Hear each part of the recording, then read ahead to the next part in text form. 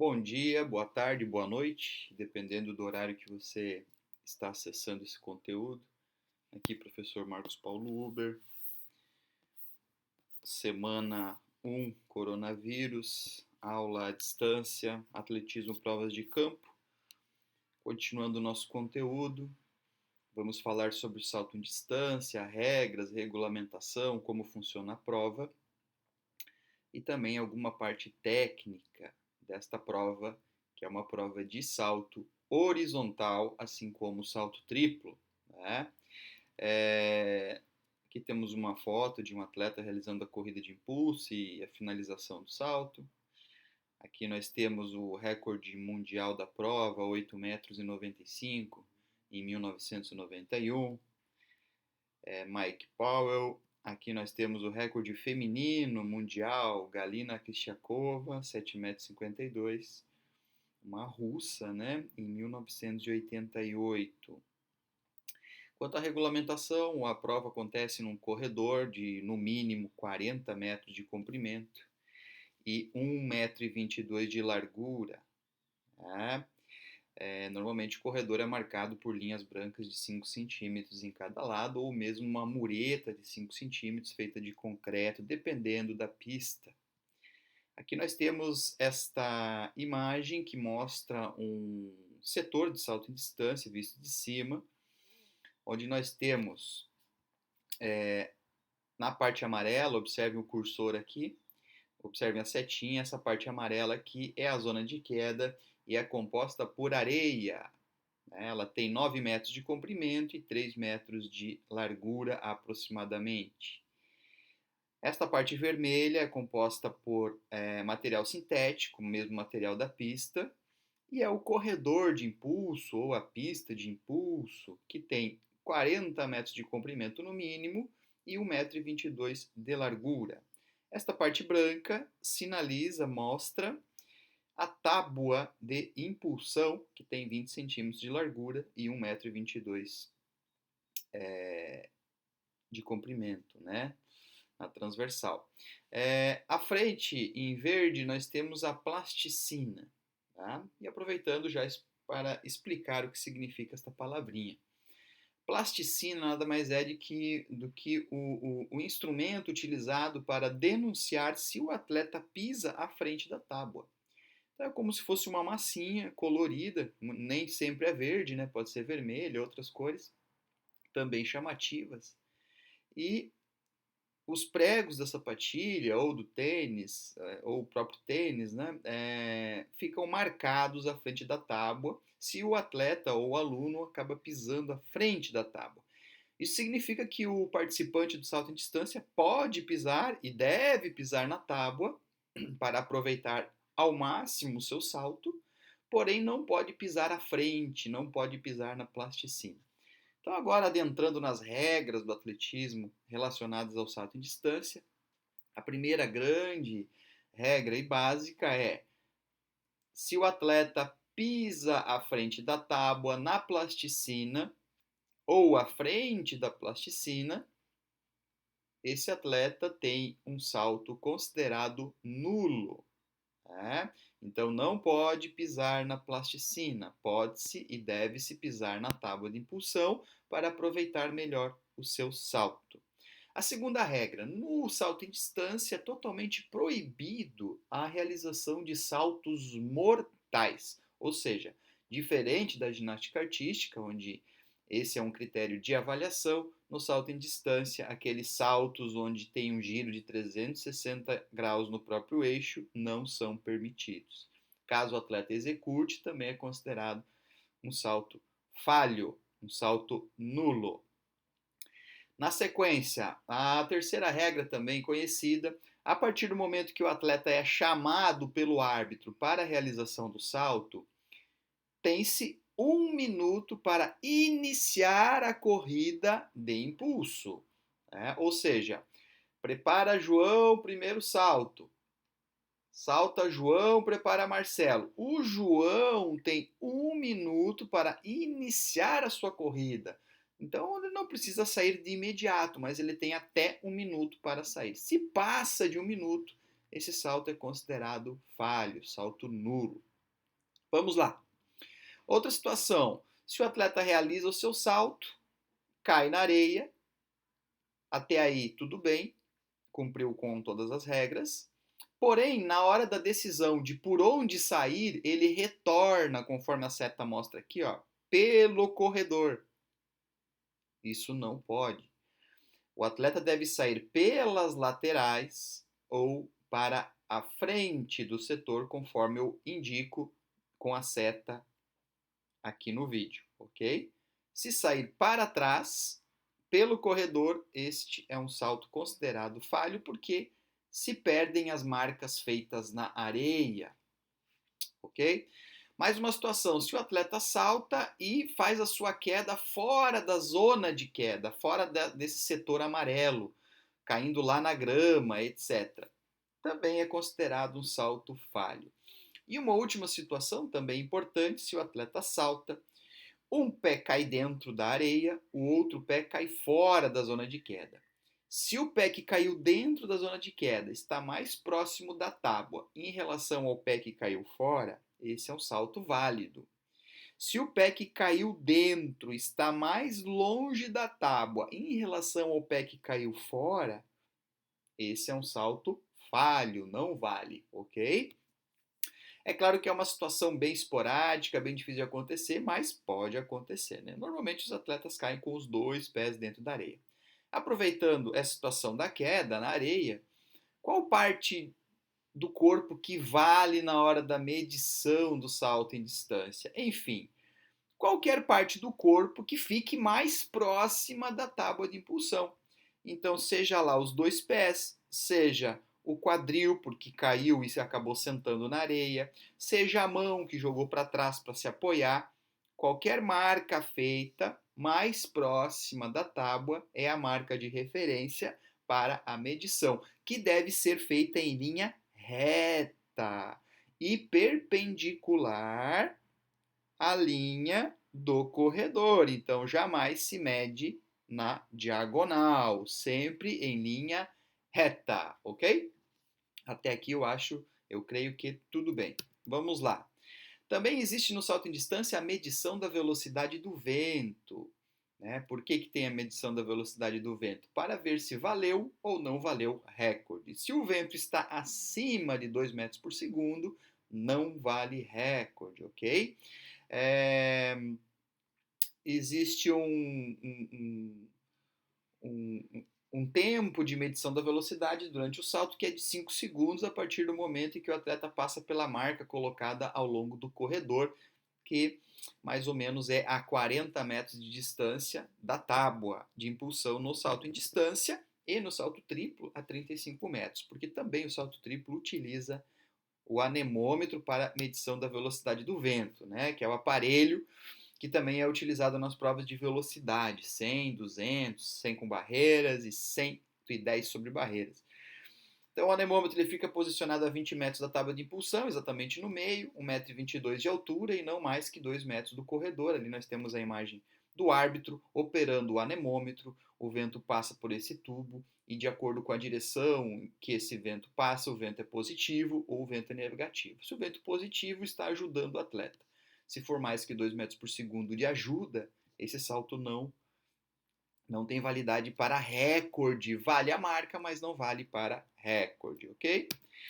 Bom, seguindo aqui nós temos o resumo da regulamentação. Então cabe aqui uma leitura por parte de você, só que eu já falei tudo ali no setor, ok? Passando também, aqui nós temos só um exemplo de uma imagem com o salto válido, com o atleta pisando na tábua e deixando a plasticina sem nenhum tipo de marca, e aqui abaixo o salto falho, onde o atleta pisa na plasticina, essa parte vermelha aqui. Né? Como eu falei, a plasticina pode ser de várias cores chamativas. Ok? Todos os saltos devem ser medidos a partir do ponto mais próximo no setor de queda feito por qualquer parte do corpo. Isso eu falei também ali no setor, é só um texto de referência para vocês estudarem depois. Aqui nós temos a imagem de um salto já realizado, o atleta fez as duas marcas com os pés aqui e ele acabou girando para observar o que o árbitro decidiu, se foi salto válido ou salto inválido. Quando o salto é válido, o árbitro principal ali levanta uma bandeira branca, e se o salto é nulo, ele levanta uma bandeira vermelha. Tá certo? Então aqui na faixa dos 8 metros, veio de lá para cá, né? Dessa direção para cá o salto, caiu com os dois pés, pé direito, pé esquerdo, empurrou a areia, fez essa cratera e girou para olhar o árbitro. Tá? Ele vai sair para cá, para frente ou pelas laterais, não pode voltar caminhando por aqui, em direção a 8 metros. Se fosse analisar, apesar que a foto está um pouco na diagonal, né, dentre esses dois toques na areia, a medida deveria ser feita exatamente aqui onde passa o cursor, ó, onde eu estou passando a setinha. Tá? Aqui para lá, até a tábua de impulsão. Tá? Não é no meio, não é no final, não é no meio dessa cratera aqui que o atleta acabou fazendo. Ele faz isso porque ele empurra a areia para frente para evitar perder distância no terreno.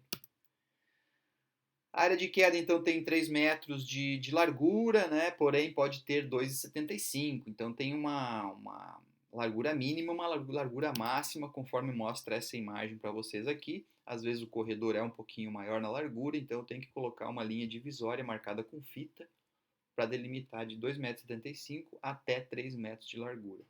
Essa é a área de queda para o atleta. Aqui duas perguntinhas para vocês responderem, se vocês tiverem... se vocês já não tiverem respondido através do EVA, da Unisul, né? Vocês respondem e colocam no fórum.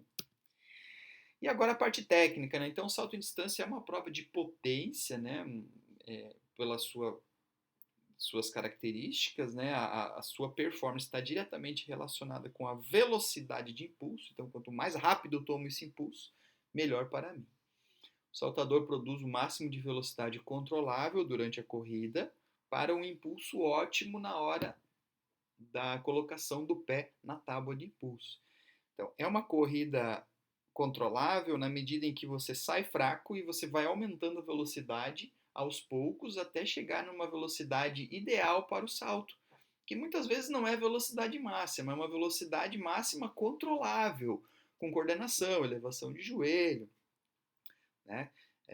Com postura e dentro da técnica para poder fazer um bom salto em distância, onde você busca um deslocamento no terreno. Né? Existem técnicas diferentes e o saltador escolhe o tipo de estilo que mais se adapte a ele. Aqui nós temos a imagem então das fases do salto em distância. Então é composta por uma corrida de impulso, a chamada, que é a batida do pé na tábua de impulsão, o voo, quando você perde contato com o solo, e a queda, quando você toca os dois pés na areia e você empurra essa areia para frente, que foi o que o atleta fez nos slides anteriores, lá atrás. Tá? Então, o salto em distância divide-se em 4 fases. Na fase de corrida de impulso, o atleta deve acelerar para maximizar a sua velocidade ótima, isso eu já falei para vocês. No impulso, o atleta procura gerar uma velocidade vertical e minimizar a perda de velocidade horizontal. Então, na hora do salto, é claro, eu tenho que subir, eu tenho que ter uma velocidade vertical para cima para poder cair mais longe. Na fase de voo, o atleta se prepara para a queda. Né? Nesta fase, do salto pode ser utilizadas técnicas diferentes. E na fase de queda, o atleta procura maximizar a distância do percurso de voo e minimizar a perda de distância no contato com o solo. Então, por isso, a queda traz uma situação em que se abre uma cratera, né? Não é um movimento limpo, digamos assim, porque você vai estender os dois joelhos e empurrar essa areia com os calcanhares lá para frente. Aqui nós temos, aproveitando para arrumar aqui os slides que desconfiguram um pouquinho, mas nós temos a fase da corrida de impulso, que o objetivo é atingir a velocidade ótima para o salto. Então, uma corrida bem controlada, com elevação de joelho. Tá? A distância da corrida de impulso pode variar entre 10 passadas para crianças no ambiente escolar, os atletas jovens, digamos assim, e atletas de alto nível até mais de 20 passadas. A técnica é bem semelhante à corrida de velocidade, porém o tronco é um pouquinho mais ereto. A velocidade deve aumentar progressivamente até a tábua de impulso, como eu já falei anteriormente, esse é um ponto-chave da disciplina, né? da matéria. Aqui é a imagem de uma corrida de impulso, é só uma ilustração. Aqui algumas curiosidades, né, na fase de corrida de balanço, a amplitude da passada, homens, internacional, em nível internacional, 2,5 metros, enquanto os regionais, digamos, os atletas mais comuns, 2,20 metros. Frequência da passada, homens, 4,53 passos por segundo durante a corrida de salto de distância. E o tempo de contato com o solo na hora da batida do pé na tábua, os melhores 0,083 centésimos de segundo durante esse contato. Então, o contato rápido facilita bastante a realização de um bom salto, né? Aqui nós temos, ainda na fase de corrida de balanço, a curva de movimento do pé na corrida de velocidade e o efeito da posição do quadril na curva de movimento do pé. E ali as referências, tá? Então, o correto é essa parte da esquerda aqui, que não está pintada em azul. Aqui, essa imagem aqui representa o quadril e essas linhas joelho e pé. Então, observem que o joelho fica a 90 graus e o tronco fica ereto, certo? O tronco fica exatamente na vertical. Essa é a corrida correta do salto de distância. Aqui é a incorreta, quando o tronco fica muito inclinado e eu não consigo elevar o joelho da forma adequada. Aqui é a sobreposição das duas situações, quadril, quadril, pé, pé. Tá? Situação do pé, situação do pé. Ok? Na fase de impulso, eu maximizo o ganho de velocidade vertical e minimizo a perda de velocidade horizontal, que foi o que eu falei antes. Aproveitando para arrumar aqui, que desconfigurou na hora de jogar para esse programa para explicação. Então, é um contato firme, rápido e ativo no solo e também na tábua de impulsão para fazer o impulso. O tempo de impulso deve ser minimizado através de uma flexão mínima da perna, do joelho da perna de impulso. Então, praticamente não existe flexão de joelho na hora da chamada, né? A fase de impulso também é batizada, tem uma nomenclatura que se chama chamada, quando você bate o pé na tábua de impulsão com extrema rapidez, de maneira ativa, sem flexão de joelho, para que você consiga subir e ir à frente o mais longe possível. O atleta deve fazer uma extensão completa das articulações do tornozelo, joelho e quadril da perna de impulso. E é exatamente essa imagem final aqui, o número 2, quando eu tenho a extensão de tornozelo, joelho e quadril. Ok? Vamos lá. Essa imagem aqui, ó, a extensão. Aqui é chamado o momento onde que o atleta bate o pé na tábua de impulsão, e a extensão de tornozelo, joelho e quadril para a realização do salto. Na fase de impulso, na hora da chamada em si, o olhar é para cima e para frente, de acordo com a seta vermelha aqui, porque eu preciso subir relativamente para poder fazer um bom salto. Então, jamais eu vou chegar com o tronco na vertical na hora de fazer a chamada. Na hora da chamada, o tronco atrasa, ficando um pouquinho na diagonal, ok? Aqui desconfigurou bastante, né? Fase do salto grupado, fase de voo, né? Nós temos 3 tipos de técnica. A primeira delas é a técnica do salto grupado. O salto grupado é para as crianças, para os escalões de formação. É um salto natural, vocês vão observar pela imagem, fica fácil de fazer. Vamos colocar a imagem. Então é um salto simplesmente onde você eleva o joelho contrário ao da perna de impulso e a perna de impulso depois vai acompanhar, vai buscar a perna da frente para fazer a queda. Braços para cima, flexão de tronco e a queda. A técnica mais adequada para os escalões de formação. Então, no ambiente escolar é a técnica mais indicada. Essa técnica do salto em extensão, então com extensão dorsal, é um salto já para atletas com resultados entre 5 e 7 metros. Né? Sempre o objetivo é preparar uma queda eficiente, agora acontece ao contrário do exemplo anterior.